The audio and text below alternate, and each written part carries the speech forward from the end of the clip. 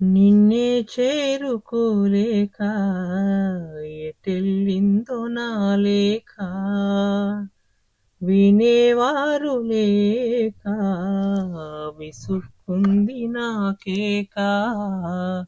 నీదో కాదో రాసున్న చిరునామా, ఉందో లేదో ఆ చోట నా ప్రేమ. వరం లాంటి శాపమేదో సొంతమైందిలా